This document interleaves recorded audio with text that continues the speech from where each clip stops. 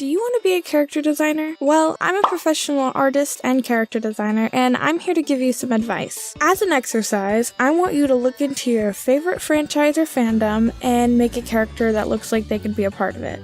I'm basically telling you to make an OC. If you want to invent a backstory, you totally can do that too. It's a great way to practice writing, and having a simple backstory for your character will definitely help the design process, but it's not necessary for this. I want you to make a character for your favorite franchise and try to make it look like they actually come from that universe. In other words, I want you to study the franchise's design philosophy and apply what you learned to a new design. See, as a person that works for someone else, you're going to have to learn how to apply someone else's design philosophy to your own work, which sounds much harder than it actually is. You're probably wondering, what is design philosophy? Well, design philosophy in a lot of ways is like art style, but like not necessarily. For example, you could draw Mario in about any style and you would still recognize him due to his design, which is more than just his iconic art style.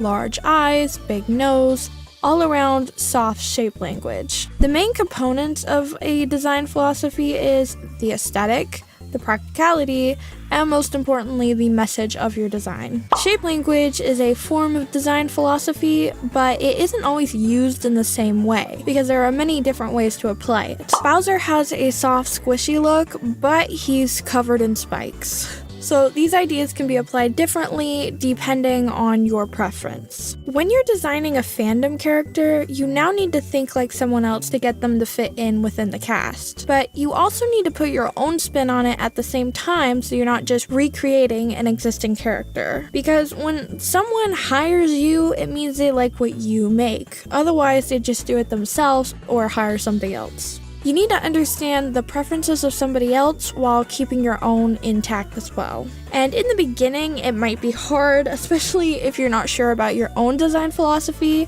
but as you design characters, you're going to learn your preferences, so don't worry too much. Basically, making a fandom character is a very low-stakes way to learn how to think like other people, but still apply yourself to your designs. If it's not perfect, that's fine, because fandom spaces aren't professional, and they don't expect that of you. It's a good place to learn without a lot of pressure, and typically within fandoms, you can get feedback if you ask for it. Recently, I challenged myself to make a Mario OC. See, despite the fact that I've been a huge Mario fan since I was little, I was totally stumped on how to make a character for it. It just felt way out of my comfort zone, mostly because typically I draw humans, and it felt like it would be boring just to make a human character. And if I had made a Koopa, I don't think I could compete with Wendy. There are a lot of species in Mario to choose from, so I had to brainstorm. Then it hit me. I love Super Mario Sunshine. It is my favorite game. I also love the Piantas, which are the islanders that live on Isle Delfino. But no offense to them, they don't really have a lot of variety in their looks other than color. I did have a few ideas. I knew I wanted a girl, and I knew I wanted a princess. I tried sketching out a Princess Pianta, but she really wasn't my vibe, and it felt just too stale for my taste. She just kind of looked like a fancier, typical Pianta, which probably would work completely fine for this, but I wanted a different vibe. But I loved how expressive they are with the trees on their head. I also realized I wanted to make Bowser Jr. a friend, so I needed to make this character younger than what I initially planned. So I decided to do something somewhat weird. I decided to combine a human and a Pianta, which as far as I'm aware, hasn't been canonically done before. I know in a way it's cheating when it comes to breaking out of my comfort zone. However, this is what I mean by taking something and adding your own flair to it. If I was working for Nintendo, I'm not sure if they'd go for her or not, but I do think she captures the spirit of the Mario world. Here is Peony, you know, like the flower. I know she's growing hibiscus on her head, however hibiscus is really hard to say, so her name is Peony. Peony is a high-strung 10-year-old girl who claims she's a princess, though that fact isn't confirmed. You can typically find her causing a ruckus at the plaza of Isle Delfino. However, you can find her basically anywhere on the island, including various odd spots. Typically, but not limited to, on top of the bell towers, on random people's houses, and on top of the Shine Gate. She really seems to gravitate towards super tall and high up places. Peony is a chuckster in training.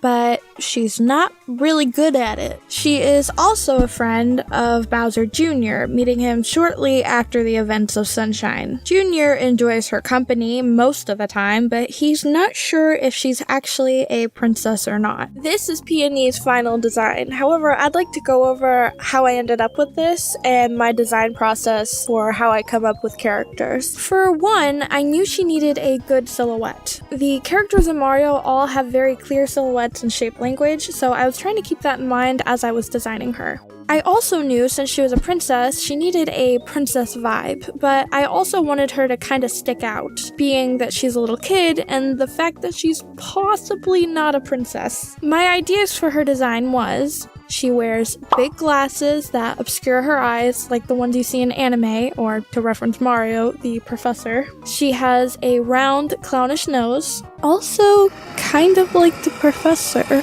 She has pigtails, and she has Pianta features, especially the tree on her head. But I didn't want her to look too much like a Pianta because she sticks out being half human, so I needed to balance that out. And lastly, I wanted to include hibiscus somewhere on her design since they're my favorite flower. So with all that in mind, this was my first thumbnail sketch. It's pretty cute and I like it a lot, but it needed some refinement. For the things I wanted to change, the little hair curl that I added didn't really work, and the red hairbands kind of just blend in with the pink. I felt like her hair color needed to be shifted a little. I definitely wanted pink, but this color wasn't working with her skin tone. Now, for the things I wanted to keep, I liked her outfit. It looked like what the Pianta wear, but it had her own spin on it. I also really liked the glasses and the tree and the hibiscus flower, and the silhouette was working, so I was happy with that. So I went back to the drawing board with those things in mind. And so then I ended up with this. This is her second piece of concept art. I attempted the Mario art style, but it didn't really work out. Besides that, I liked how she was looking. The hair color was fixed. I just darkened it a little and I felt like that looked better with her skin tone. Her hair being lighter kind of made her skin tone look a little washed out, while I felt like now that it's more saturated and a little darker, it not making her look washed out. And I liked her overall appearance.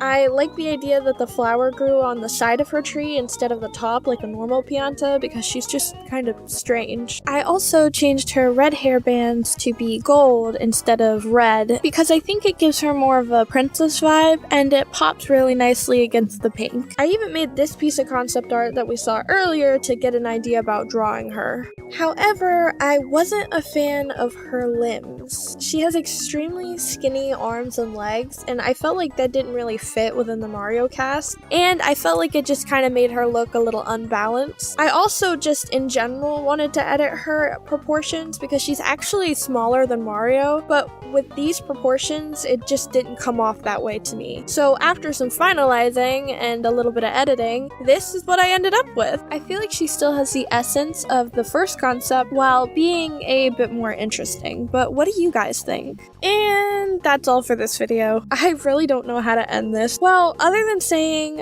while you're working on your design skills, please make sure to have fun. If you made it this far, thank you so much for watching, and I will see you next time.